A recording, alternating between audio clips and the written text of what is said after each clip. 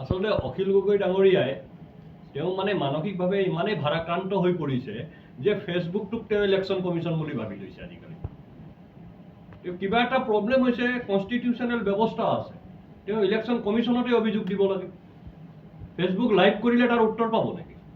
ইয়াৰ উত্তৰ ৰাজনৈতিক দলেও নিদিয়ে, আদালতেও নিদিয়ে, ইয়াৰ উত্তৰ দিব ইলেকশ্যন কমিশ্যনে।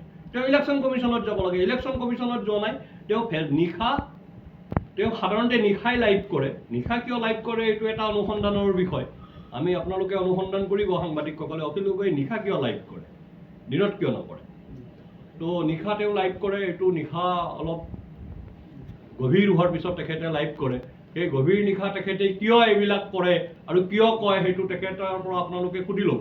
কিন্তু কথাটো হ'ল যে আপোনালোকে নিজে কওক, আপোনালোকে চবেই জানে, দেশৰ সকলো নাগৰিকে জানে, আৰু অখিল গগৈ আটাইতকৈ বেছি সংবিধান কৰি থাকে। আৰু সেই অখিল গগৈ সংবিধানে দিয়া যিটো পৰামৰ্শ যে ইলেকশ্যন সম্পৰ্কীয়, ভোটাৰ লিষ্ট সম্পৰ্কীয় কিবা কথা থাকিলে ইলেকশ্যন কমিশ্যনক লিখিতভাৱে জনাব লাগে, সেই কামটো নকৰে। নকৰি পেলাই মানুহক উত্তেজিত কৰিবলৈ, ভুলপথে পৰিচালিত কৰিবলৈ জনসাধাৰণক ফেচবুক লাইভত আহে আৰু প্ৰেছ মিট দি পেলাই মানুহক মিছা কথা কৈ থাকে।